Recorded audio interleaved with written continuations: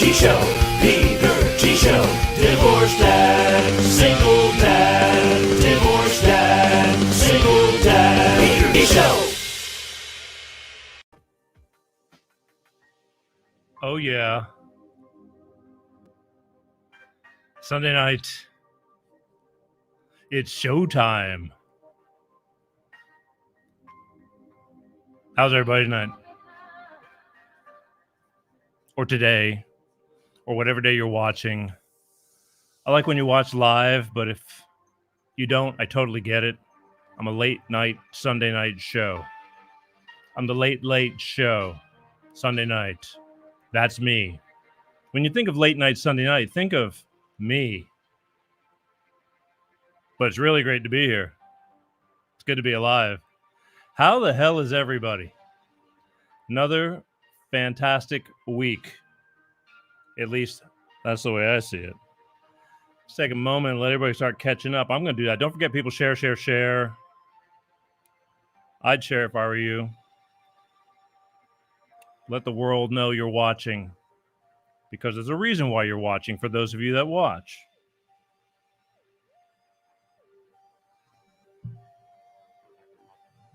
It's a big reason you're watching. Because we care. I'm sharing right now. Just take a minute. Go ahead. Go down to your whatever device you're looking at. I'm doing it right now. So, hey, you want to share the show? Share the show. I don't care when you watch, so long as you watch. It's really important. Speaking of really important, what's really important is that you guys start subscribing to the YouTube channel. I never used to push the YouTube channel, but now I'm starting to push the YouTube channel. And I'm going to tell you why. Things are changing. Life changes like anything else. And I never used to worry about YouTube. I just used to do Facebook and be a Facebook, because I believe in Facebook. I love all you Facebook people, but the platforms are expanding for me. Things are changing. And it's an easier way. It just really is. You subscribe. It's free. Just get on there, hit the subscribe button, and boom. Every time there's a show, it notifies you. It's easier to find all the shows in chronological order on Facebook because I don't do all the little clips like I do on, Facebook and Instagram. And again, you can subscribe. If you want to comment live during the show, speaking of which, let me see what's going on here. You can comment live. Hi there. Hello. Hey. You can comment live if you're on YouTube, and you can comment live if you're on the official Peter G Show page on Facebook. Only the official Peter G Show page. If you're on the Peter G. Gisellas or the Peter Gisellas pages and all that kind of stuff, I won't be able to see you until later. Hey, Nick's on the line, see? And that way he's commenting because he's on YouTube Live, and I can see him right now. So that's a good thing. Otherwise, I'll get to your post later. But the thing is, it's really kind of cool right now, especially if you have questions or something. You can put them up there, and I can ask if I'm not taking phone calls, which I haven't done in a while, and things like that. It's important, though. Subscribe to the YouTube channel, for God's sake. Make it easy on yourself. We're going places. I want you all to come with me here because every day is a surprise. I told you about that new platform that I'm recently joined, TLB Talk. It's Facebook without the censorship. They own their own servers. TLB Talk. I'm on there. Look me up. Friend me. Do I have that? Let me find out. I don't think I am. No, I wasn't planning on talking about it, but I can't help it because it's important. Everybody's getting shut down on Facebook. I love Facebook, but it is what it is. So TLB Talk is, again, it's just another form of Facebook, except people get to say what they want to say on there, and nobody's going to stop them. It's an eye-opener, okay? I'd stay on there. I'd go on there if I were you. Just browse around. The colors are different. The buttons are a little different, but it's basically the same thing. Getting used to everything all over again, kind of like when you upgrade your phone and you got to figure out they change buttons around and all that. Same basic principle. It's easy. TLB Talk. And why I don't have a little banner to show you right now is beyond me. Coming soon. And we'll be doing a whole show on that August 22nd with V from the Red Pill Hardcore Show. But that's another story. Last week, those of you who were with me last week, I had a lot to get off my chest. And I sure did. And my TikTok is blowing up right now. I've never had this. Okay, it's literally one of those posts is it's doing about 10,000 hits an hour. No, I'm sorry, 1,000 hits an hour. I don't want to get ahead of my wish. I wish, but it's grow. I told you, TikTok is something I like to mess around on, but I don't really work at it this hard. But for some reason, just again, something just took off, and it's one of those things that one of the pieces in the show from last week. I got kind of not political. I got very current event last week because I love the world we live in, and I don't want to see us all go to hell. So I guess I kind of get kind of passionate about it at times, and last week was the time. And you can take what I say with a grain of salt, or you can open your eyes and look around, or you can tell me, oh, Peter, you're full of shit. I welcome all of it. So long as you're listening. That was last week.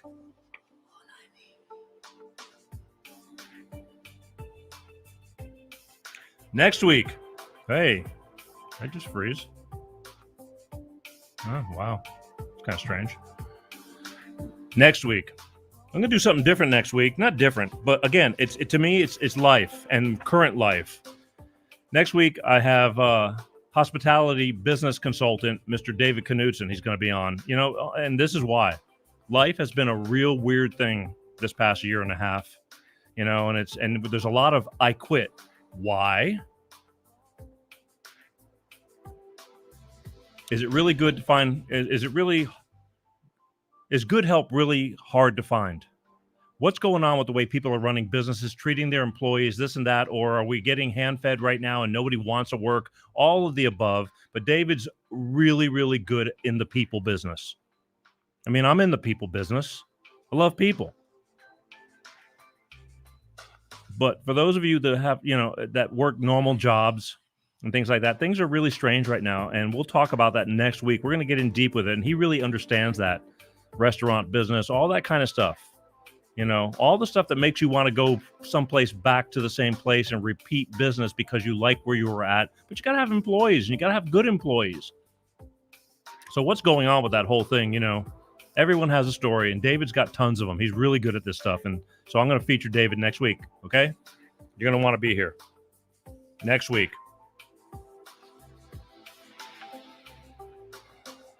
Again, I told you what I talked about last week. Go catch that show. I feel it was an important show.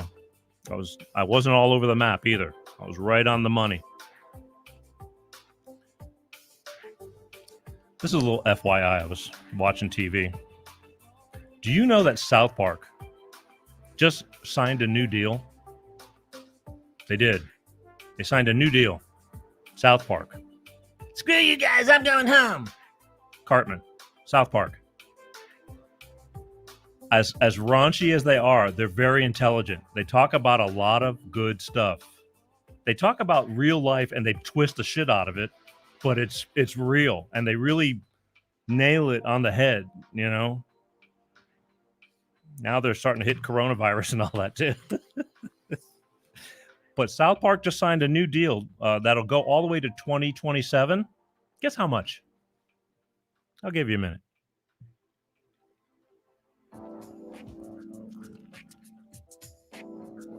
Guess how much they signed a deal for from 2021 to 2027? 6 more years. Okay, I'll tell you. $900 million. Let that sink in. $900 million for a cartoon for 6 years. Now, granted, they're really good, and that's more than that. There's a couple of movies involved and all this kind of stuff. But $900 million, people, for South Park. That's how good they are. I mean, money is a form of measurement. $900 million. I was blown away. It's like, God bless them, man.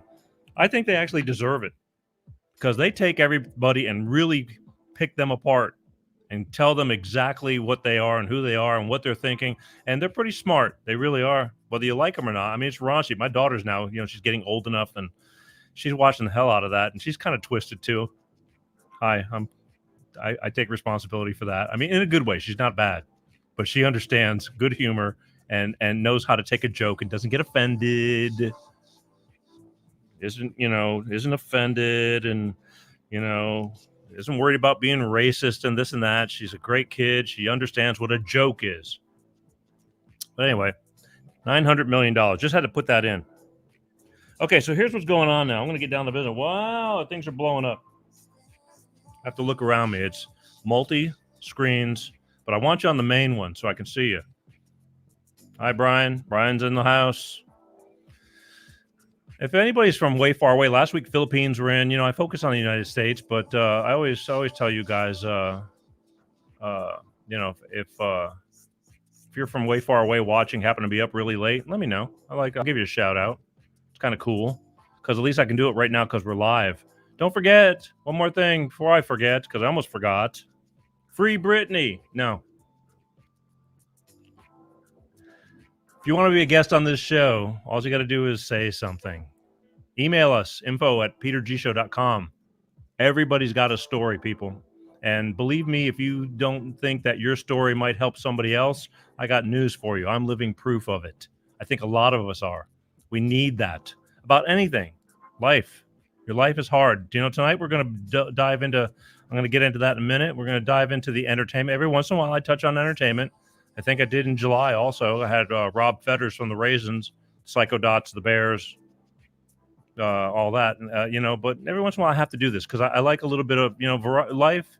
Variety is the spice of life. But the thing is, it's not about music. We're not sitting here doing concerts and things like that. We're talking about the details, behind the show. That's what we're going to do tonight. But, everybody's got a story. So if you want to be on the show, you think you have something to offer, just email us and, tell me what you want to do. We'll take it into consideration. I get a lot of guests from this. We did Arnie Wexler from, he had a book out, has a book out. All bets are off. We did Gambling Addiction. Great show because addiction is addiction. There's no doubt about it. I mean, there was so much that's the whole, the whole similar thing. It's with any kind of addiction. I mean, he drove a very valid point. Years of experience too. So all these shows are worth it. You can find them all up on YouTube or even on LinkedIn. We're LinkedIn Live too. If you're on LinkedIn, you can comment from LinkedIn Live. Again, I know this thing snowballs and things get bigger. Anyway, let's get this show on the road. I had too much to catch up on. And tonight, I have Mr. Phil Brown. Phil Brown is a musician, singer, songwriter, artist, guitarist, friend. Got him on the show tonight because Phil has been in the business a long time. And he's a great songwriter. And he's written many songs and many hits with many major artists. Only problem is, a lot of the songs, if not all of them, a lot of songs he never got paid on. And we're going to talk about that. Life, the business. So we're going to talk about that in just a minute. First, we got to do this.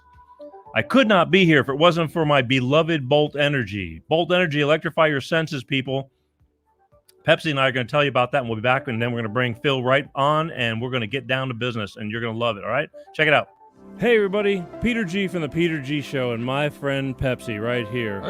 Hey, we're here to tell you today about my beloved Bolt Energy. Bolt Energy. Bolt Energy. Electrify your senses. Did you know that, Pepsi? I did not know that. Yeah, electrify your senses. Bolt Energy has no preservatives. No preservatives? No, and it's enriched with antioxidants and vitamins. Antioxidants. It's a cleaner energy drink. Cleaner. That's right. Nice. And, a couple little tidbits you might not know because Yes. I don't talk about it very often, but the Apollo mission, man on the moon.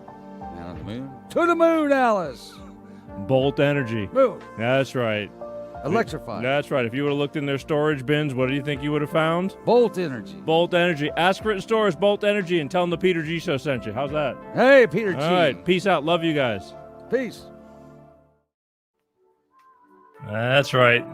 Nothing like a commercial with Pepsi and myself. Bolt Energy. I like Bolt Energy. Those guys are workout fanatics. If you can't find Bolt Energy, go to Bolt Energy LLC Facebook, Bolt Energy LLC Instagram, Bolt Energy LLC YouTube. Tell them, say, where can I find it? It's hard. It's tough being it. I'll tell you what, being an energy drink. Do you ever go into the store and look around on the shelves? There's a million energy drinks. Again, but they're the only one with no preservatives. They're slowly growing. And I say it every week. They know what I do, and they still sponsor me. So God bless Bolt Energy. That's all I can say. All right. Enough of my yapping. Without further ado, Phil, are you ready? Shake your head for me. Okay, then here, ladies and gentlemen, without further ado, I want to introduce my friend and buddy, longtime musician, guitarist, singer, songwriter, just an awesome musician and person, Mr. Phil Brown. How you doing, Phil? It's good. Good. And there you go. You handsome devil, you. What's going on? You're on the East Coast, right? Or where are you now? Sort of in the middle of America, Fayetteville, Arkansas. Arkansas. Okay. Now, I have a hard time keeping up with you because life we're all running in different circles and things like that. And but we met in L.A. many years ago. Yes, yeah. Sir. So I kind of gave everybody a little briefing on what we're going to be talking about today. Let me switch things over here. Okay. So the thing I want to start with is let's give everybody a little bit of background. I mean, you've been in the business a long time, correct? Yes. Yeah. Well, let's go. And you're a guitarist, right? Right. And a writer. I don't know. You play any other instruments? I mean, I've only known you as a guitarist, which is fine. I was classically trained as a violinist from the time I was 16 until I was 13. Then in the school band with saxophone and then tuba. And then I got a scholarship to go to Kansas University in 1967. And I went there and I made a record album there called Smack. It was 4 guys. We did some Hendrix covers, Buffalo Springfield. What else did we do? Hendrix, of course, and Cream. And it was 4 of us that were at this school. I played bass. There was a guitarist, Jim Uhl, a bass player, and a drummer. And we just hung out at the school. I got this scholarship to play tuba. I couldn't read very well, but I got a really quick mind. So I asked the tuba players that they give me a little tutorial before rehearsal so we could learn a piece, and they would play a piece, and I became known in sessions as I could look or hear a piece once and repeat it and put my thing on it, and that's what I did. I can. Tuba's getting very popular. You could have been like, a mariachi god or something. I mean, a hip hop mariachi god. Yeah, that's right. Exactly. That's All right. right. So the thing is, okay. So, when we met in the late '90s, I believe, in LA, and I mean, at that time, you've already had a large career, unbeknownst to me. I didn't know at the time, and you've already been established, up, down, and going strong. And when I met you, you had a new solo record out. What was the Hollywood? Holy moly, what'd you call that CD? It was La La Land. Yes, that was called Cruel Inventions. Okay, I got signed to a French label. First label I ever really worked. I worked with a lot of labels in Los Angeles. I spent maybe 35 years in Los Angeles. Interesting. Let's say that you were the artist and your manager wanted to call me. I'd take a call from your manager, but I'd never meet with the manager. I'd meet with you. And the way I did it is we'd meet somewhere for coffee, break some bread, talk about your history. And I would end up with a single on the record and sometimes 9 to 13 songs that I'd either written or co-written with the artist. And it was really something. Usually those are the breakout albums for the artists I use. And I was good at that. I can just tell. Okay. When you know, you just know. Let's back it up a little bit. So you but when you came into LA, what'd you start out? What'd you start out doing? I mean, you just didn't break into that. You don't get to work with big people just right off the bat. I mean, some do. Some are very blessed. I did. You did. There was a band called the Moby Grape. Still one of my favorite bands in the world. It would have been probably 65, 66 when they came out. Skip Spence was one of the main writers. They had a great guitarist, great drummer. And I guess their big song was "Listen, My Friends." Da-da-da-ba-da, da-da-ba-ba-da. Bob Mosley was the bass player. I was such a fan of his. And I'd started going to school at Eastern New Mexico University in Portales, New Mexico.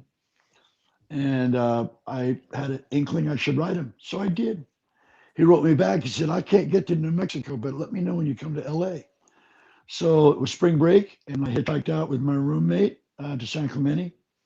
Called him. He picked me up the next morning. We drove to LA. When I got to LA, he went to a guy's house named Lee Kiefer. Lee Kiefer was in a band called Rudy and the Hard Times. They were the house band at the Whiskey, and this was all brand new stuff. I'd seen the Yardbirds at JP's Palace in Santa Fe. Jimmy Page and Jeff Beck were playing. The Animals, the Walker Brothers, Sonny and Cher. There were so many people, and tickets were less than $5. You can believe that.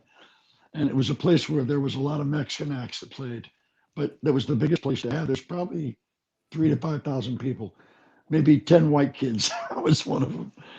Anyway, Bob took me to the record plant, which was one of the main studios in Los Angeles. Right. It was the first real 24 track. And so Reese Clark was a top session drummer from Australia. And they gave me an amp to play. I got to play through Keith Richards' Ampeg VT22 or something like that. It was a loud amp. I played 3 chords, and next thing you know, the room was jammed with people. Who are you? Who are you? Where are you? And I introduced myself to Lee Kiefer, and it turns out that Lee Kiefer had played in my hometown, Los Alamos, New Mexico, back in 65 or 66. The Yardbirds were supposed to play in our town instead for that big show I told you about. They brought up Lee Kiefer, and I remember him, and I said, you ever play in Los Alamos? He goes, oh my God, you're that kid with that Jeff Beck Strife t-shirt. I said, yeah, that was me. Started a great relationship, produced my first record. So there I did 3 songs with Bob. He said, man, we couldn't find a better guy to play. You got a great feel. Let's keep doing. Little did I know. How old were you? I was probably 20, 21. Okay. I mean, just to get a gauge. Look, you came up, so you went into LA when it was thriving. I mean, if you had the talent, God, yeah. you became somebody because it wasn't overblown, and you know what I mean. That was probably the perfect time to be in LA. The late 60s, early 70s, 70s. Wow. And I started writing songs, so it was sort of an accident how this happened. With Bob, I didn't write any of his songs, but he had such great stuff. Do you remember that band Free?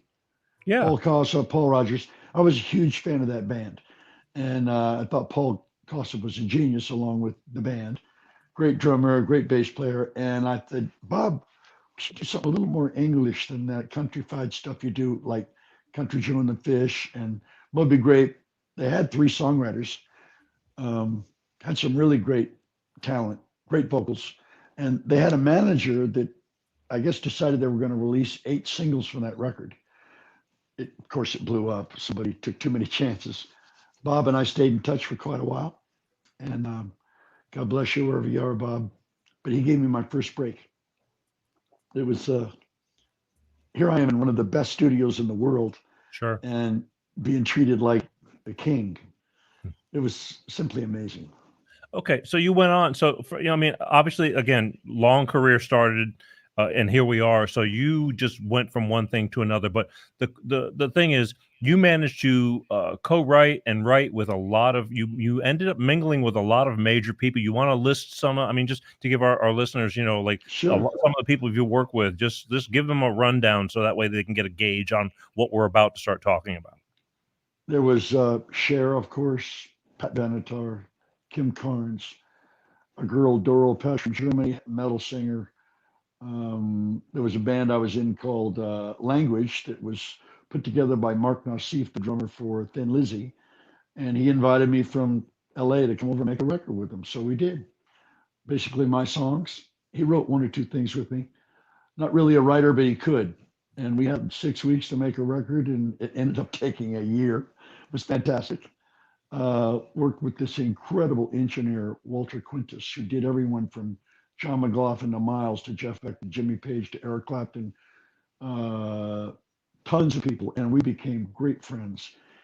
A little story about him: he was 12 years old and he was a violinist, so good it was ridiculous. And so 12 years old, he won the International Violin Championships in Moscow, and was fated to be in every orchestra in the world wanted him. Guys can make great money playing orchestra. Even though I was a violin player, I was more of a guitar player. I wanted to hear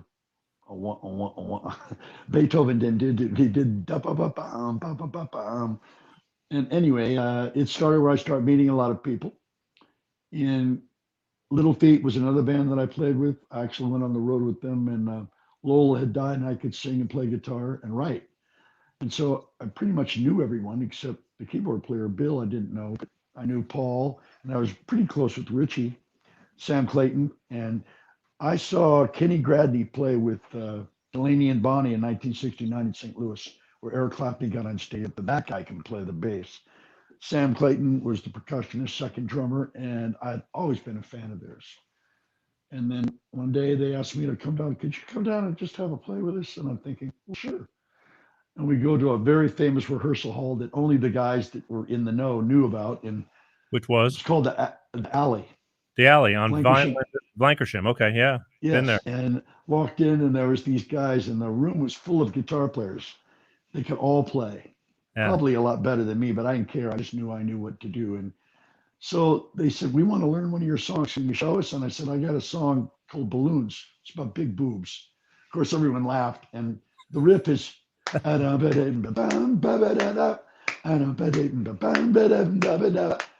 of Mahavishnu, but with that little feet kind of thing. We're all playing the line together.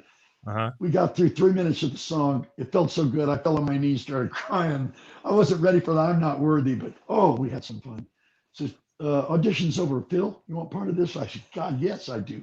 So that started us. We did about 6 months together playing half Little Feat songs and half my songs. It was one thing. I ended up writing a couple of songs with Paul for his record that became very popular, Chalets Down the Beat. Interesting story, Cher cut a song of mine back in 1980 called 88 Degrees. It's about being on the street, and it could be freezing outside, but you're dying inside because you can't get warm. Or it's really hot outside and you can't cool off. 88 degrees. And it became a metaphor for how we all seem to try so hard. She's a great rock singer. She can really sing. And we were pretty close for a while, about 6 months. Put the record together, and I just found out it was re-released on Rock Candy, a label out of England, and they actually put her picture on the record instead of a cartoon. They had a cartoon of her leg and a stocking, and Les Dudick was the guitarist. Mike Finnegan played keyboards. Gary Ferguson from Eddie Money's band was playing drums. Trey Thompson had played with the blind guitarist. Feliz Navidad, help me. You know what I'm talking about? Anyway, right away, I just knew this was a great place to be. They kept the song in one day, and the rest is history. The record could have done better, but she was signed to Casablanca. Now she's got a chance to revisit it, and I heard the record might be the single. I don't know if that's true or not, but it's great to hear something. Okay, but wait, hang on. So, but you're blowing through. I mean, how was it that you got to mingle with? I mean, and okay, you got to mingle with all these artists, but I mean, how did you get in? Just starting to write with someone. I mean, correct me if I'm wrong. Did I hear you mention somebody from Kiss too, or am I wrong? Yes. Okay. I mean, you're going from A to Z. I mean, you're like, in all aspects. I mean, especially when you're doing like Pat Benatar rock to this, to that. I mean, how does one go about? I know how you go about it, but I'm doing this for the people listening. How the hell did you get to go like, hey, sit down and start writing with them to start doing? I'll tell you what I did. This is kind of nutty. One day I went to a success symposium, and I heard about 20 people talking about success, and most of them weren't talking about money. They were talking about heart over mind instead of mind over matter. There's a difference. And so one of the suggestions, well, actually it was suggested by almost every person that talked, get a notebook, start writing down what you want. And I thought, okay. And so I did. And it led to me getting a deal where I worked with this producer, Lee Kiefer at Westlake Audio, which is one of the top studios in the world, still is today. And they offered me a deal. The deal was I couldn't get a record deal. I had to have a finished product. So we went into Westlake Audio. It was Jan Uvina, Steve Eisdrummer, and Keith Holler. He was actually a motorcycle guy, but he played great bass, sang his butt off. And we rehearsed for a few months, went in and cut a record, and spent almost a year doing it because we got what's called downtime. Now, how did that happen? I didn't do this. It did me. When I was a kid, everyone has intuitional skills, and music is a huge intuitional skill. In my opinion, I don't write those songs, they wrote me. And I was usually surrounded by a lot of people. Little Feat would rehearse in this bank. And I went over a couple of days and sat in with them. And then soon after that, I got asked to join the band. And because I could play. And I'm a lot of fun. Music is a lot of fun. And I think The main thing is to keep a notebook where you date it at the top of the page. Write 25 words or usually more. What do you really want? And it isn't, oh God, I want to have this. I want it doesn't do anything. Write down, for instance, I wanted to play in a great band. So I wrote these words. I'm playing in a great band. I'm needed as a songwriter. And I wasn't real clear about my voice because I became a singer. I started to develop everything that I don't know. Give me a shot to know about this. And this is something I did every day. And every night I'd finish writing, and I have reams of those notebooks in my garage where I kept notes of what I wanted to do. And I did, I would say, almost 101% of everything I wrote down. Because that writing down thing is a big secret to life. Writing it down. Write down what you want. Don't be afraid. Maybe that's why maybe that's why I'm struggling.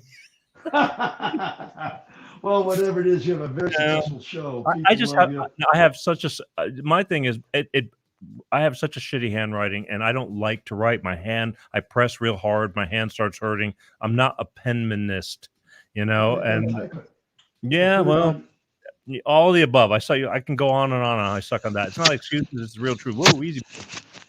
That makes a lot of noise. Easy. That microphone. Yeah, don't let it rub against your thing. If it comes off again, I'm leaving it. No, if it comes off again, turn it off. We'll go to the phone. We'll go to the other way we do audio. Whatever you want. Yeah, it's okay. Okay. It's just that. Anyway, that was a big thing. Plus, I read some really interesting books. I'm not a religious person, but anything with a lot of spirit in it, I like. Playing one night, Kenny yelled at me from the stage with Sam. We're playing with Little Feat someplace. 20, 30,000 people said, Phil, get out there. And I did. And during the break, when we were back in the dressing room, he said, how does that feel? I said, like a god. He says, that's how it is with you, Bubby. Yeah. He says, you got to practice being really good because everyone has practice at hurting. But that was a big change for me to do that. I was 30 when I joined Little Feat. And I'll skip ahead. I got a few more songs, worked with an artist named Robert Fleischman, who was the original singer for Journey. Very talented. I wrote a couple of songs for his record. Jimmy Iovine was the producer, and I learned a lot of stuff. I learned what not to do in those sessions. Right. One of the big things I think in life is don't try so hard. Really? If it's yours, it's going to be yours. And there's nothing you can do to avoid it. You can't mess it up unless you're completely retarded. Well, we're going to talk about what's yours or what is really yours or not really yours. And here's real quick. Yeah, we will. Microphone on your wireless is rubbing your clothes and making because I want them to hear this. Yeah, that's okay. Well, yeah, as long as I can hear you. I just don't want it to make more scratching sound because I want your voice to be heard. Because this is good. Very careful. Oh, there you go. That's very good right now. Only reason being is because, again, we're getting ready to get into the depth of this whole deal. You wrote a bunch. So the bottom line is you've been fortunate enough to work with a lot of major people because you were in that clique at the perfect time. I guess it's like the perfect storm of music when music really was making music and actually making money too. A lot of money. Residual income. I mean, nothing like today. Oh, no. Nothing like today. Today, you actually make more money because of Spotify and the streaming. Well, it doesn't pay as much. Yes, it doesn't pay as much. You don't understand. That's an illusion. It pays a lot. The digital profile of music that is played, the artists who write the music make a lot of money. More money than when it happened in the 80s if you had a top 10 record. Come on. I know that's what I said too. Tell me how, because I talk to a lot of people, you know what I mean? And everybody's griping, bitching, and complaining. They have a right to say that, but there's some people that are making gazillions of dollars off our work. Some people, part of my story. Yeah, it wasn't me. Because I know younger, new artists with #1 hits on Spotify and this and that living in 1-bedroom apartments in Hollywood. Yes. Well, there's a couple of things to do with the music business. First, it's very poorly managed. The Beatles got cheated. The Stones got cheated. Everyone who's anyone. I grew up with a record collection with my parents, from Chet Atkins to the Mills Brothers to Louis Prima and QB Smith. I got to see some of those people. I don't know how to say this any other way. I got cheated out of every royalty I ever made. Not just one record, every royalty. I was signed to a publishing company from 1983 to 1986, Warner Brothers. I got a little bit of money, but some of my friends, as an advance, say 20, Yeah. 30 grand. And I thought I was rich. I was on my own. I didn't know what to do. And Right. those guys were making 200,000 or 300,000 a year. I didn't know there was such a discrepancy between what they made and what I made. And I wrote some huge hits with these guys. So One of the guys, when you Go wrote ahead. these, when you wrote these, you know what I want to do? Can you? Is it possible that you can turn the in-ears off and let's go to the other microphone the other way? Because I let's just see don't if want we can do it. to Give me a minute. without losing the camera. Let me see what I can do. Can you turn the? Is there a I'm switch? going to turn this off. There's a switch. Only I think. because it's just rubbing too much, and I Yeah, won't yeah, be- not to worry. Not to worry. yeah. Let me I get don't- this. With this, let me press this button and see if I can disconnect it. Only because we're getting down to the nitty gritty. And let me know that I've. Oh, it's Okay, there. I hear you. That You're ain't good. it. You're good. Is that better? Yes, sir. I can hear you. Let me Yes. get this set up. Hopefully, it won't fall. No, All it's right, gonna there we be go. all right. All right, all right. So, So here's now an talk. example. I had finished with Warner Brothers. I finished with Little Feat, and a year and a half later, one of the big execs called. He goes, "I got a list of your songs. It looks like you've written a record with Willie D, a fabulous blue-eyed soul singer, that did a record for a label that had a lot of money. And I've known the Tower of Power guys for a lot of years, so it was R&B. Phil Chen was the bassist. Clyde Pepper was the drummer. It was made up of guys from LA that were really great session players, but nobody wrote. And I'd known Willie since the early 70s. I'd driven a truck for studio instrument rentals delivering equipment, so I got to meet everybody. Right. And I made sure I met them. Right. There's a story in that blind piano player, Ray Charles. He tells the guy to bring the piano in to Capitol Studios. That was me. Uh-huh. I asked him how he knew this. He goes, you know, when you make up your mind to know, you know. I thought maybe he said, "I can smell you." Yeah, something like that. He just knew what to do. He's an incredibly gracious man. I smell Phil Brown. I know Phil Brown. That's Gina. So I got to stay at the session and see him play. And there was Hal Blaine was on drums and Carole King was on bass. I saw some of the main musicians that were there. And I didn't want to do what they did. They played all the songs. Yeah. I wanted to learn how to write songs. Yeah. So if I was with you say, Phil, I got a rhythm, but I don't have any music. Good. Well, write something. Yeah. There were about 300 songs that I wrote during a 3-year period. I was only required to do 13 songs a year if I owned all the publishing. But I'm such a nut. Let's write this. Let's write this. Right. And then within a few months of being dropped from Warner Brothers, I ended up getting a deal with A&M. And normally publishing deals take a few years between when you're signed, but they didn't wait for me. So for 83 to 88, I was signed. And I wrote a lot of songs. You mentioned Ace Frehley from Kiss. I wrote his biggest song with Bill Ray called Trouble Walking. And it's probably the most successful of all the soul records. Okay, but wait, hold on a minute. Okay, so you were doing publishing deals. Now, were you doing the deals where you're just like an in-house writer? They're paying you, just to write songs, and whatever happens to those songs after that, they get to do whatever they want, and you're just getting. That's what they did, but that's not what it really is. I usually got the covers when it came to getting a song covered by somebody. I could meet with them, and I didn't have to talk anybody into it. There were 2 chords. You know, when you just know, you know. Okay, because we're going to start getting into right now because this is the big problem. I mean, obviously, you wrote how many songs do you think hit? I mean, songs that you feel you have money coming to you that you've never gotten paid on. How many? Well over 100, probably 25, 26 #1 songs. 25, 26. That's a hell of a statement. I'm sorry. That's a hell of a statement. 25, 26 #1 song, like songs in the top 10, top 100. Yes, top 10. Top 10. Almost everything that I had on a solo artist went #1. Like, you remember this band called Kix, K-I-X? Yeah, absolutely. I wrote their biggest single. It was the B-side of their ballad. It's called Get It While It's Hot. Atlantic Records put the song out. I was signed to A&M. I've yet to see $1 from the sale of that record. And they estimate, it says publicly that it sells 1 million copies. They stop counting after 1 million. So when you get a platinum record, it's usually many million more. And it's been estimated they sold 40 million copies of that record. Okay, okay. Now, see, this is the thing. You should be sitting high atop a hill. Yep. Okay. Now, how does this? I'm going to play devil's advocate here because there's already I'm getting comments that are, like, how can they get away with that? So here I'm going to tell you, because obviously there's lawyers, and this is not the first case. Prince quit making records because of problems, legally. Boston never put out a record for years because of legalities. I mean, It goes on and on and on. Now here's Phil Brown, who co-writes or writes, or fully wrote the songs, and they just picked out, they go, this is a great song, we think you should do it. Is that how it worked?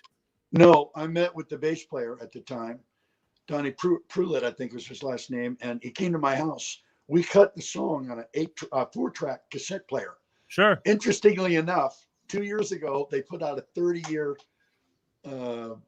celebration of the Kicks record, Blow My Fuse, and they have 2 CDs, one with my demo and the other that they cut themselves. So I didn't play guitar on it. The guitarist came over, the singer came over and screamed in a towel, and 10 minutes later he was done. It was just a lot of fun, but I've had a lot of songs like that. Okay, well, so here we go again. Now I'm going to ask you this question, because this is the question that's going to be already starting to come up, and I've already had it in my head. It was like, I knew it ahead of time. How? Because lawyers are money hungry. People hate lawyers, but you got to have them, unfortunately. Now, how the hell can you get burned on so many different songs with so many different artists, and yet how can you not get a lawyer who will make money on you for making money for you? How is it? I mean, because we're decades gone by, correct? Yes, but there's no statute of limitation on fraud. I'll give you a little story that's about this, and I have an answer to this, and it's true. I went through almost 27 lawyers over the last 40 years to try to get someone to help me. They all wanted 6-figure fees, and my comment was, I'm going to pay you because I don't have any money. Well, that's not possible. It's illegal. And I said, they own the record companies. It's a whole secret little thing. There's the publishing business and the writing business, and I had what's called a 3/4 deal. So if I wrote a song, they got half the publishing. The writing was mine. The sales, I get a piece of that. Mechanicals is when they sell records. So I never got a check from anybody. Not one check. I called every lawyer, from wealthy ones to ones that were just dragging in the mud, saying, Phil, how are we going to do this? And I said, I don't have any money to pay you. I'm going to need you to take me on a contingency basis. Well, we can't do that. After they wasted my time for about 6 months. And every one of them come back. He said, you can now sue because the law says you can't keep copyright. We have copyright laws now. Like in America, I can buy back. I don't have to buy back. I just sign a piece of paper, which I'm going through now with a couple of law guys, to get all my royalties and credits back on the songs I wrote. It's over 300 songs. It's a huge catalog. Wasn't there copyright laws back then? I mean, Not like this, no. What do you mean? They didn't. Example, did you ever hear of the Mills Brothers? No. There were a group of black guys with one brother that played guitar. They worked Vegas all the time. Okay. Louis Prima, Keely Smith, he got cheated too. The Beatles got cheated. Rolling Stones, they took a piece of their recording income, and would charge. For instance, I get a hit record here in America, and then it comes out in Europe. They bump me another 25% for the publishing money. It's what would you call it? It's a policy. It's not a law.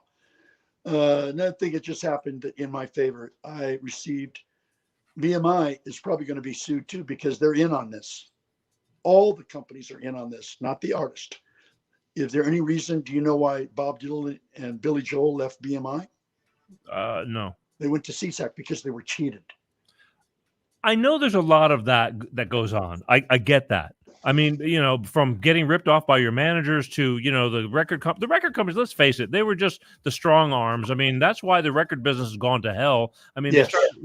There's no doubt about it. We talk about that a lot when I get the opportunity to talk about it.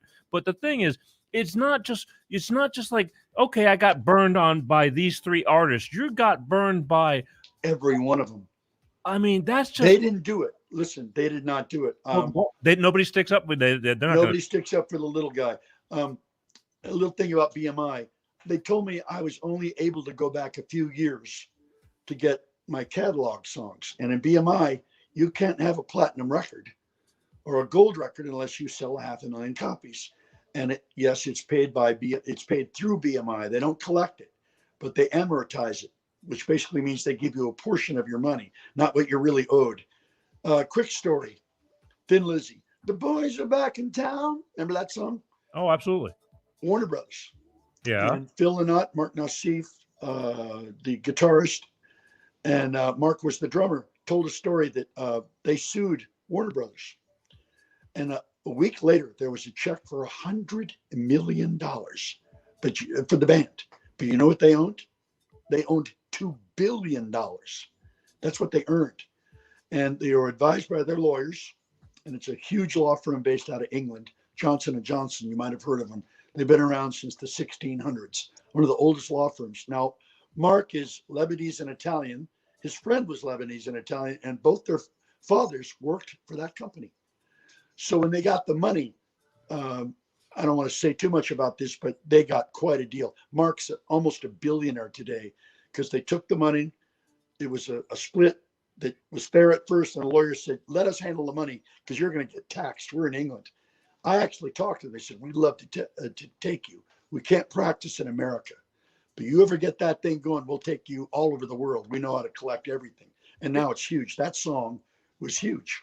It just seems very cut and dry. I mean, are you listed as a writer? And I'm listed on every record. Philip Allen Brown, or Philip A.K. Brown. So you weren't all a the songs I wrote. It wasn't a ghostwriter or anything like that. No. I always made sure I always got my name on there. My publishing companies were Cool Dude Music with Warner Brothers, and then the publishing company I had with A&M was Beings from the Sky Music. I didn't get much money. A really good friend of mine wrote a bunch of songs in the 60s. He was making a 6-figure fee every year with Warner Brothers. Sure. My first contract I signed was $24,000. And the lawyer that helped me get this contract stole a lot of the money. I didn't know for years.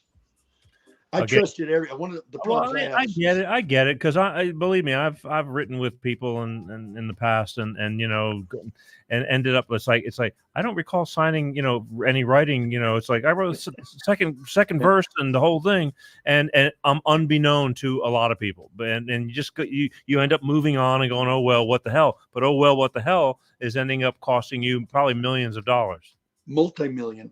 They estimate. Listen. I just talked to a lawyer the other day that you're going to die when you hear this. He goes, Phil, do you have any idea what you're worth now today? And I said, I have no idea. He goes, well over $100 million. I've been sleeping on a couch for almost 50 years. Warner Brothers sent me private information of all the logs of the radio airplay they had for me. And on every song that was a huge hit, I was lucky to see $290. That's the most I ever saw. So they're willingly sending you all this information, but nobody wants to pay you? Not only they're not. I had a friend of mine that worked there that went to bat for me, and he sent me all this. I had almost 500 sheets of paper that had all the statistics from all the radio play, and they BMI told me to sue them. So I got a couple of things going on. But it seems like it's so friggin' cut and dry. Like, okay, a lawyer, it's like, what do they need money for? Are they afraid? Are they going to lose? Are they that bad of a lawyer? Those are their clients. I couldn't sue. There's a lot. I couldn't sue anyone without a big lawyer. It costs a lot of money because they only pay attention. Mark Nassif got one of the biggest law firms in the world, and God willing, I'll be able to get someone like that too. I've got a couple of people I'm working with right now that are huge. I mean, and they said, listen, you're 70. How did you stay so preserved? I said, I've acted very immature for a lot of years. I mean, I get it that the record company and the industry has really big lawyers to go up against. You're going up against giants, that's what they do. But it just seems like it's so like in a court of law is law. It doesn't matter if it's Mortimer Schmud that's taking care of you. That's not true. Really? There's an artist that I can't talk about, but something that happened. I wrote songs with this guy and helped him from going into suspension, handled by a huge manager. They never paid me a dime for helping him. Actually, they did, but they considered it like a loan. Whoa, wait a minute. Anyway, I did this just 30 years ago. And I'm not allowed to talk about the person or the stuff. One thing, they'd be so embarrassed because they lied and they cheated. It's what the music business is. Actually, to quote Joni Mitchell, the muse, ick business. So you're wondering, how do you do this? There's no way to protect you unless you've got somebody legally that's like your family. And I came out here by myself. I didn't know anybody, but I got to meet many people, wrote a lot of songs. And there's a friend of mine that was in a band. Adam Mitchell's his name. Let's walk away, Renee. Dun, dun, dun, dun, dun, dun. Big song in the 60s that helped lead him to get his publishing deals. And we met through a publishing company, hit it off like crazy. He wrote a big song that became a huge hit for Bonnie Tyler. It ended up in Charlie Sheen's first movie, and they pay 6 figures for an end title. Yeah. I wrote that. Matter of the Heart with Adam Mitchell. He's a huge writer, great friend of mine. We recently wrote a couple of years back, wrote something for Kim Carnes on her last record for Capitol. Love Me Like You Never Did Before. Quick little backstory. When I write a lyric, it isn't like the girls going, oh my God, the guy screwed me over. I'm terrible. I'll never have love again. My lyric is, you know what? Excuse my French. F you. I'm better than you. I'm going to find someone 100 times better than you. So go F yourself. And I wrote lyrics like that. The girl goes, holy shit, I want to do this. Some of it, of course, it's not all about the music. It's the way you portray yourself. And that's a big, important part. I trusted everybody. Yeah. That's my name is Peter. I know this, and I'm not mad at anybody, but they owe me. And when I heard that I was earned over $100 million, and there's a good chance I could get a huge chunk of it. And I said, what do I got to do? Work with us, Phil. We can help. And these guys have managed other people. They're sort of in the hip hop world. Yeah. They're black, and they just think, did you ever hang out with a lot of black guys? And I said, well, I went to jail for a while. They're laughing. That's not true. And I said, of course it's not true. I just learned a lot of things. And hip hop is such a big part of the atmosphere of music. None of them are very trained. None of the hip hop writers, with the exception of Biggie Smalls, Tupac Shakur, there's a couple of guys really understand music, but most of the people are not trained. Right. So if I said it's a G711 chord, they wouldn't know what I'm talking about. Yeah, they're rappers, but it's all about hitting buttons and stuff. Yes. Like that. Yeah. Well, listen, there's a great thing about this. That's a social consciousness movement, kind of like the MC5 were when they kick out the jams on their record, and Louie Louie by the Kingsmen. There were some great songs that came out. Right, but they played all those songs influenced me. I still do some classic songs. But they were all musicians. I mean, they played instruments, you know. They weren't rappers, but I've learned to respect a lot of rappers. LL Cool J, brilliant guy. Ice-T, brilliant guy. Yeah. The girl that's married to the guy that created so much money, has all his electronic stuff in stores. Can't think of his name. There are some very talented guys, but I noticed that all the rap, here's the next song. Same lyrics, same syntax or everything. Like old country music. In a way, yes. And of course, a lot of low end, but I pay attention. I always did. Yeah. If it was new, I would find myself going, how do they do that? How do they do that? Kind of like the jazz players did, because classically trained, I understand stuff that most guys don't get. I've been playing guitar since I'm 6 years old. I'm 70. Let's get into playing guitar, because I gotta keep moving, because unfortunately, like I said, I knew we were going to get into a lot of conversation, and we can probably have a 3-hour show. I mean, Go ahead. I mean, we're trying to cover a lot of years with a lot of ground of a lot of important stuff. So here's the thing. Phil Brown. So Phil Brown not only wrote for a lot of people, but you wrote a lot of great music, and you did a lot of records for yourself. I remember, after I had you moved away, I think you were in Austin, Texas for a while, and you came down. And I saw you at one of the NAMM shows. Yes. And you gave me another CD of yours, and you're playing with Pat Mastelano. Yes. You play with all the great people. Everybody should know Pat is the drummer for King Crimson, but originally he was the drummer for Mr. Mister. That's when before that, we did a lot of sessions together, so I've been friends with him forever. Great drummer. I mean, I only discovered him through Mr. Mister and all that. But the thing is, I love you write some great stuff. I could never pinpoint how to get your voice and all that, but in my opinion, you're kind of Clapton-y.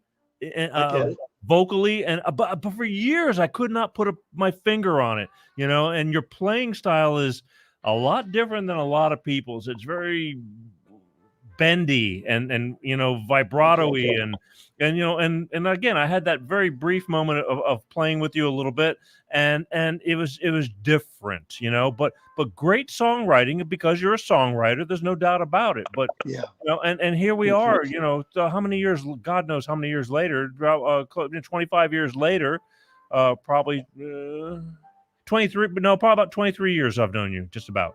I think so. Yeah, and here we are. We were doing the Jimmy Project. The Jimmy Project, right? And which was Hendrix songs. And one thing I should say, yeah, I appreciate your idea about Eric Clapton's voice. He's just an incredible artist. I loved Cream; they were my favorite band. I ended up doing a record with Jack Bruce's band, and Mark Nassif was the drummer from Thin Lizzy, and they asked me to come over, pay me a few ducats, and it took about a year to make this record. And so much fun. It was the bass player from oh God, who's the singer that oh shoot, I'll think of it in a minute. A famous English band. He's a bass player, but he sang background with me. The drummer was Mark, and the bass player was Wilton Geit, a black player that was so badass. He spent a lot of time with that drummer that just died recently, that was one of the loudest drummers in the world. I'll think of his name. Black entertainer. So good. Anyway, the way it is, I have a new band now. I got new music. It's called Apaches from Paris. A little truth to the song. I found some graffiti written on a wall in Los Angeles called Apaches of Paris. And I thought, I'm really fanatic. I love those songwriters who wrote songs for Frank Sinatra and Dean Chamberlain. There were some great guys that did this, and girls. And they always knew how to turn a phrase, which is sadly missing in most of the music today. I'm not putting it down. It's just they haven't educated themselves. The Beatles didn't have that problem. Can't buy me love, all that stuff they did. right. It had a vowel sound because you can't sing consonants. And almost all the songs we hear in metal have these chords, E minor, C, and D. Please learn some more music. Please. I want to hear something good. And there's some great talent out there. Please forgive me. I don't mean to sound critical.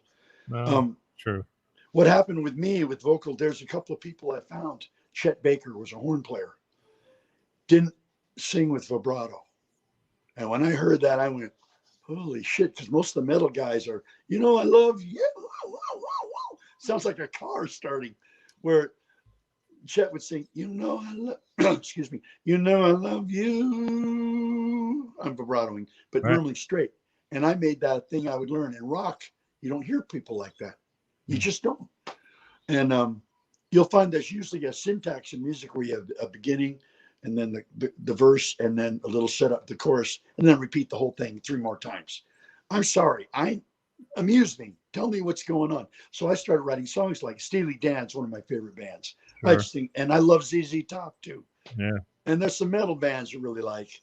I was always a fan of Zeppelin.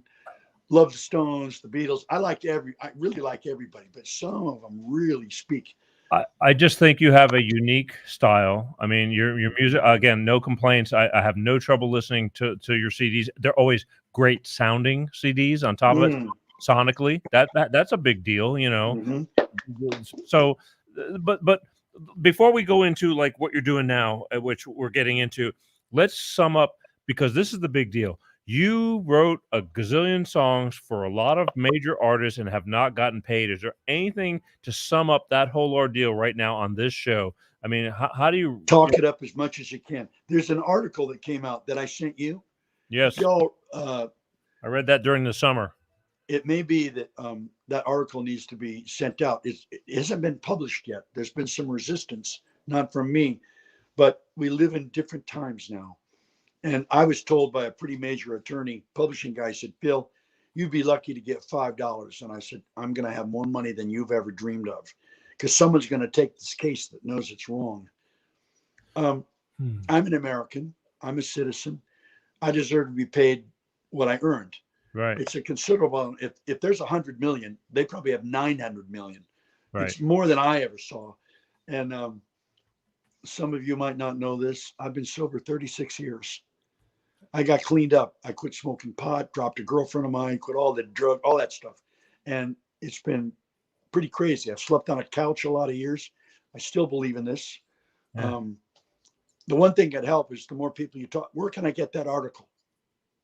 And it's pretty impressive. There's an underground journalist that wrote it. My girl's also a journalist. Why is it so hard to put the article out? You just put it out. Because they don't want to hear that kind of story. Who cares? Record companies are owned by certain people that don't want to show.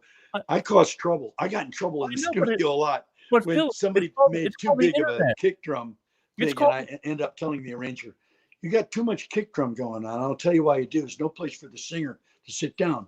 And I heard that from, I didn't personally hear this, but Ella Fitzgerald told Gene Krupa, said, you're not going to let me sit down. You got, instead of doom, doom, doom, doom, doom. That's a 2-bar. 1, 2, 3, 4, 3, 2, 3, 4. Gene Krupa invented that with a kick drum. And you find when records are played like that, it leaves space because it's not what you play. It's what you leave out. That's why some songs sound so real 30 and 40 years, 70 years later. Okay, but the thing is, with the internet, it's like you can say whatever you want and what's stopping you from just letting the world know? You can't, it doesn't work like that. What do you mean? I'm doing it right now. Yeah, you have a show. Yeah. You interviewed everyone, but mine requires a kind of focus. I would mention a couple of things. Universal Music Group.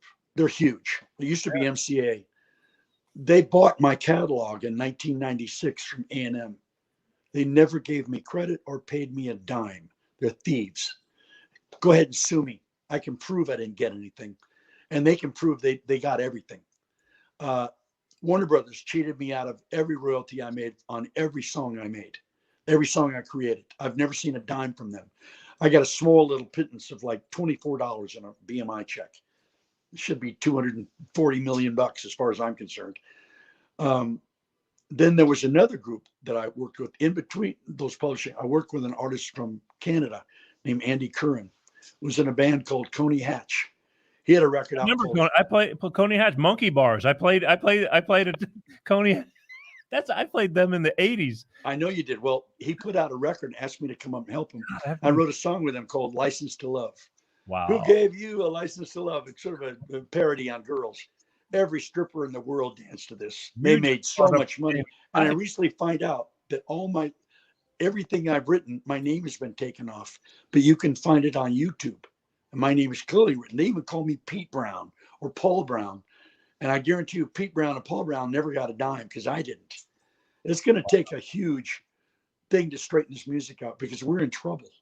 The music has not been good. They cheated Bing Crosby. They cheated everybody because they could. Frank Sinatra is the only one that did great because he started Reprise. When he put Reprise together, he started getting his royalties. Right. So I can't really answer that in the way that you'd like because I've had a lot of experience with this, 43 years. And to find out that all these songs that were on BMI were never paid to my account. I'm lucky if I see $189 a year. Look, I don't know. It just seems like, thank God for, there's different ways of making it in the industry now with the internet. Yes.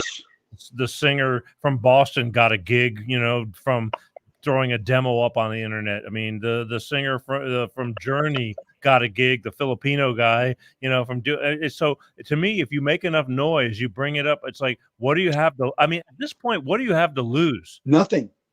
So I spoke in Arnell, wrote an answer to an email, said we should do something. And he knew a couple of artists that I wrote with. He said, God, let me talk to you. Who's Arnell? Arnell is the Filipino singer that joined Journey. Oh, okay. Just for our people, because I didn't even know. Yeah, if you don't know, he's one of the greatest singers in the world. The Third World, and God bless those guys in Journey, broke the color barrier and found him. He gave them a new life. He even helped Steve Perry. And you don't see that kind of talent very much. But he's from a third world country, raised in, terrible situation. Okay. Anyway, that being said, I've got some plans going on. There's some people I'm talking to, and I'm not mad at anybody, but I'm owed some serious money, and they know it. Right. And this is the first time publicly I've said anything about it. So thank you for letting me come on and tell you. Well, raising hell is what I do. I mean, not really raising hell. I mean, it's all about life. I mean, this is the Yep. thing. This is people. I mean, I do everything from struggling through divorce and single parenting. That's where it started from. Through drug addiction, through enemy life, getting up and the knockdown stuff. I don't do all these happy stories. I mean, we make a lot of jokes in between, but at the end of the day, the bottom line is, I want I mean, you contacted me. I've known this for quite some time, but we have not spoken up until you got a hold of me in the summer because I'm all over the map too. I know it. I know it. Life has just kind of shifted me in different directions, which I would have never guessed in my life either. But when you sat down and said, and you sent me that whole thing and I read it, I go, you know what? This is just yet another example of life kicking somebody in the nuts, and for when your life's projects and gift, has brought other people a bunch of stuff, and you should get what you're rightfully deserved of. And I said, you know what? Okay, not a problem. I'll give you your day in court. I'm so grateful to you. Listen, nobody really says no except to themselves. And I was warned by many lawyers not to go over to this business in public. And I said, what could have hurt me? You'd stolen it. Why? Why not? Well, they work for the very companies that would keep me from getting my money. That's the problem. Here's the thing. At this point, it's like, especially now in all the crap we're going through in life, it's like, screw them. This is the only advantage you have, as far as I'm concerned, or we have as people, to be able to air our voices out, which is a wonderful thing. One of the last things of our freedom. A question to ask you. Yes. If it appeals to you, perhaps that note that I gave you from that article from that guy could be posted on your site. I don't have a site. It'd be great if you did, because you're reaching people all over the world. I am. I just don't have a lot of things I can do in print, Phil. Otherwise, I would. That's why I gave you the show. You know what I mean? You know what? God bless you. I understand. Yeah, I don't have any place where I can post. Years ago, I said, why do I need a website? I just want to do a live show, and whoever wants to watch it. And I mean, granted, the stream, the main stream networks and all that, they all have websites. I didn't want to have anybody have to watch over more work that we barely can. I mean, and God bless it, because now during this pandemic, I mean, we went from, I mean, the national network shows, the late night shows, they started doing my show. They took it all home, and did it down at my level. And whereas I was already prepared to do a show like this, because this is how I do it every damn week. So listen, I love what I've heard a bunch of your shows. I think they're great. You're so good at this. You just gave me an idea. My website is called philbrownguitar.com. Okay. Pretty simple. philbrownguitar.com. A lot of music on there, but I'll post that letter. And if you want to read what this amazing journalist said, it's pretty awful. And we're Americans here. I never cheated anyone in my life. Right. I've told a few fibs, and so what? I'm still here. And tell everybody one more time where they can find you at. They can find me at philbrownguitar.com. All right, then that's real simple. Because we'll make little pieces and clips of this, and it'll go out there, and they can read that. It's a good article. I sat down because where was I? I think I was in Florida when you sent that to me, and again, we book in advance a long ways, and I know. But I called you because you did. And I was so grateful. I told my friends, I have some managers that I'm just starting to work with. They're black. They're from the hip hop community. Huge. Yeah. And they said to me, Phil, is this something you'd be comfortable with? I said, in 10 seconds, you're some of the most honest people I've met. And what do you want to do? He said, well, they asked me to send them a few things. I did. So I've got this new band. Can we talk about that for a minute? Yeah, real quick. Here you go. I got a new band called Apaches from Paris. Yeah. And the story behind that name is real important. I found that name when I was at Little Feet, 1980, 81. And I loved the sound of it, but I didn't like of. So I changed it, Apaches from Paris, and started putting music together and wrote a song with that title and that kind of thing. Anyways, it turns out Apaches of Paris was a huge underground gypsy thing in Germany. The Nazis murdered over 1 million gypsies. Not one Apaches from Paris person was caught. And what they were known for is walking behind you and me with a red and yellow sash, wrapping it around our necks, trucking us back, and the guy would pick our pockets. And sometimes you'd get your throat cut. They were the kind of people you went to if there was a problem in your neighborhood because they couldn't trust the police. Well, after the war, there were over 7 million displaced Parisians. And they didn't have any food. They didn't have housing. They didn't have any clothes. And this group of gypsies would go to your house or my house, and take like a candelabra from us or a guitar from me and tell us to come to this address and bring a little money to pay for the reclamation of our stuff.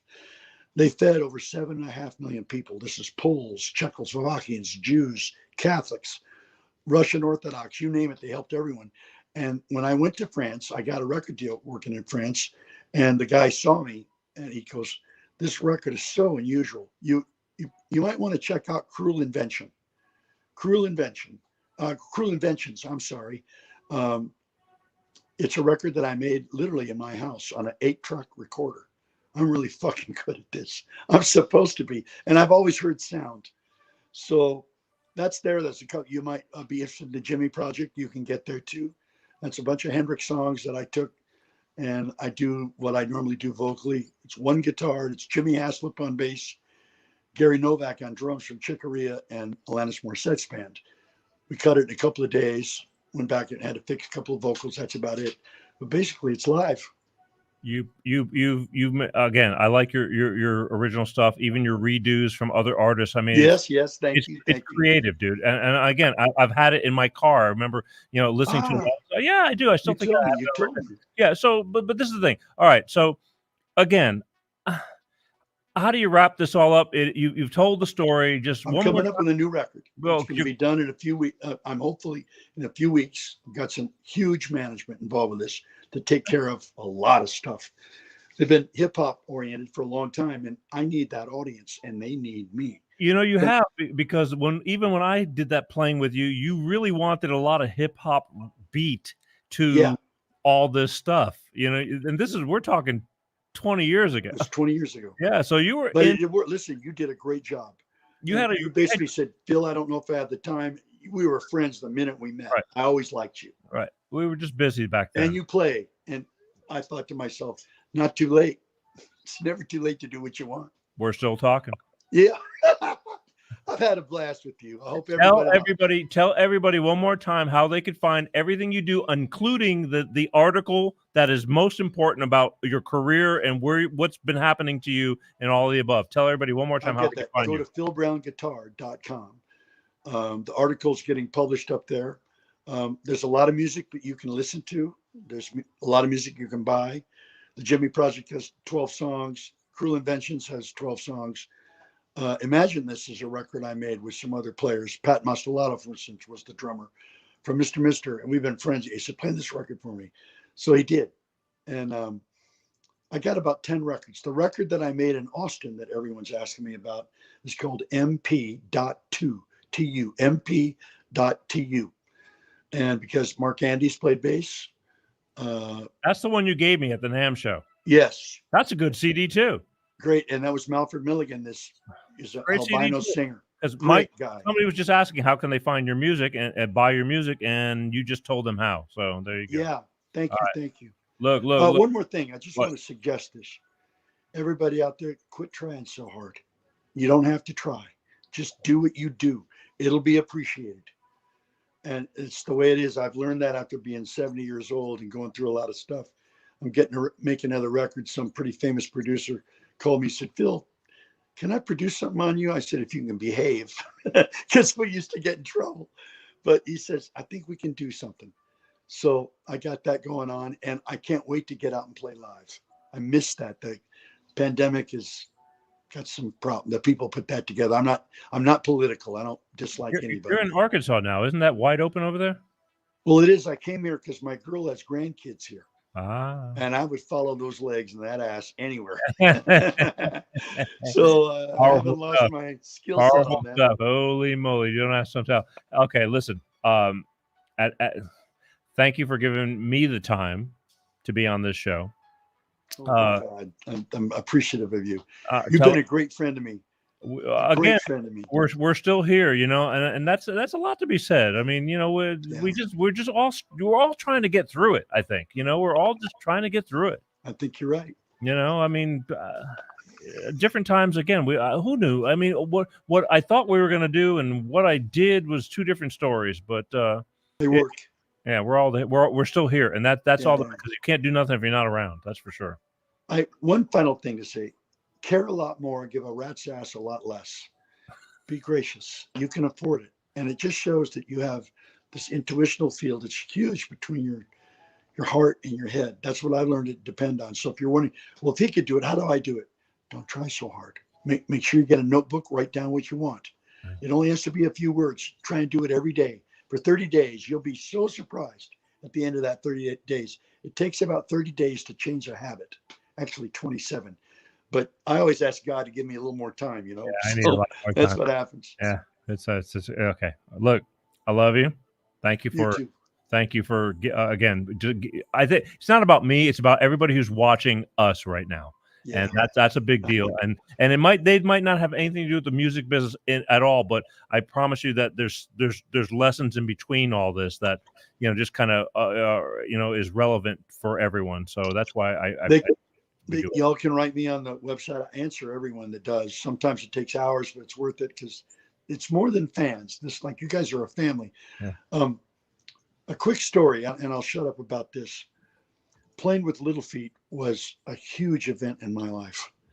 They played half my songs with this sacredness that I didn't get from normal players because they were big. They just knew how to do something. They could handle me.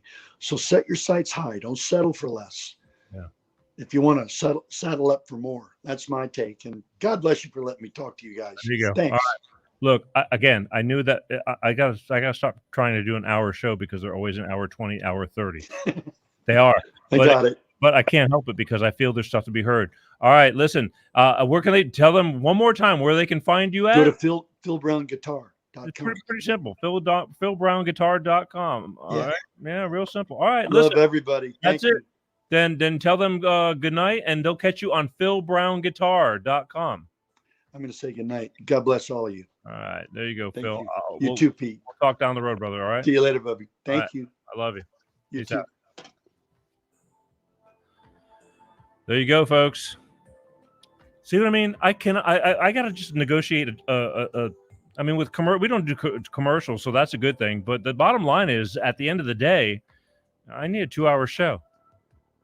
Either that, or I need structure. Either or. Phil Brown, the amazing Phil Brown. You can find Phil Brown at philbrownguitar.com.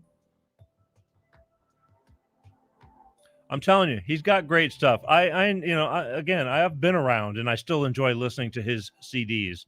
They may surprise you, but you can find him at philbrownguitar.com. And again, he's got a hell of a story. He's written a lot of stuff, and to get mowed over like that and screwed, never see a dime of that stuff. And survival is hard, no doubt about it. I'm living proof of it. But I want to thank Phil for staying up late and taking the time to come on the show to tell his story, because we're all about stories, folks. Thank you, Phil. Remember, this show lives on and on and on and on. You will get to, you can find it on YouTube. If those of you who could not stay up late and watch, as always, we lead by example. So I want to thank Bolt Energy. Bolt Energy, electrify your senses. If you can't find Bolt Energy, again, it's a tough, they're here and they're there, but they're not everywhere, but they're working on it. If you can't find them, go to LLC, Bolt Energy LLC, Facebook, Bolt Energy LLC, Instagram, Bolt Energy LLC, YouTube's. Say, hey, Bolt Energy, where the hell are you guys? It's not easy, just like this show. But we do it because we love what we do and we believe in what we do. Next week, folks, don't forget. Next week, I got business consultant, hospitality business consultant, Mr. David Knudsen. We're going to talk about why people don't work and why they quit their jobs and why there's, bad management and they just don't know how to run their businesses to keep it good employees. Why you lose good employees? They just don't care anymore. But believe me, he's got a valid point, and he's all about people. It's all about making people happy. So it's going to be a great show next week. I don't want you to miss it. Everybody's got a story. That's why we're here. And that's it. I think we got to get the hell out of here. But I love you guys. I appreciate everyone for tuning in. Don't forget to catch everything. Catch the old shows. Some of them are blowing up right now. So you might want to. Last week I ranted about current events, and believe me, oh, Neela, long time no see. Sorry, I see people popping up that I love very much. Somebody can't sleep. Anyway, I talk about a lot of things. We go from A to Z. Don't forget, we're here every week, but you can catch things after the show's over. That's when the shows really start to snowball. I want you to please, I want you to subscribe to YouTube, okay? Just go hit the subscribe button. It's free. Just so that way I have a better way of keeping count on you, because I'm telling you, I'm moving around. Things are changing. I'm going to start weaning some of these people off of my personal pages on Facebook, and you're going to have to go to these official show pages if you care. But I've also found that if you don't put food right in front of somebody, they don't eat. You just got to make it as convenient as possible. And unfortunately, I'm all over the place, and that's my fault for not knowing what we were doing back in the early days. I love all you guys. I do, and I want everybody to pay attention, because I feel that we strike a nerve every so often that you can relate to. One show may not be the perfect show for you, but there's always something I talk about that's relatable. And or people that that need to watch this stuff. So that's it. And don't forget, if you got anything interesting that you feel you need to talk about that would be worthy of people hearing, just contact us at info@petergshow.com. All right? I'm telling you, you'd be surprised. What you think is not that big a deal could be that big a deal. So please, don't be afraid to tell me what you think is might be kind of cool. Let me decide, or let us decide. I promise you, it might be a good thing, okay? And that's anything else? I think we're done, folks. Well, again, my final, as always, my final close. I appreciate each and every one of you for giving me the time. I know you have many choices in life that you could be doing. I appreciate you watching. Please share. That's really important too. There's a lot of people who have no idea that I'm here, and you never know who might need it more than you. At the end of the day, be kind. You don't have to be an asshole. Nobody likes them, but you don't have to take a bunch of shit from anybody either. I mean, again, sometimes, I know that I used to take a lot of shit because I just didn't want confrontation, but just stand your ground on certain things, but you don't have to be an asshole. Okay? Life is way too short, people, and we're finding it out. There's a lot of stuff going down right now that is just, we're going to get into that too. Be here next week. Like and share all the stuff during the week. Subscribe to YouTube, and life is good. All right? Be grateful every day you wake up, and thankful for your family and friends. That's all I can tell you. All right. Where am I? So for now, from me to you, my name is Peter G. I thank you for watching the Peter G Show. And as always, love you guys. Peace out. Peter G Show. Peter G Show. Divorced dad, single dad. Divorced dad, single dad. Peter G Show.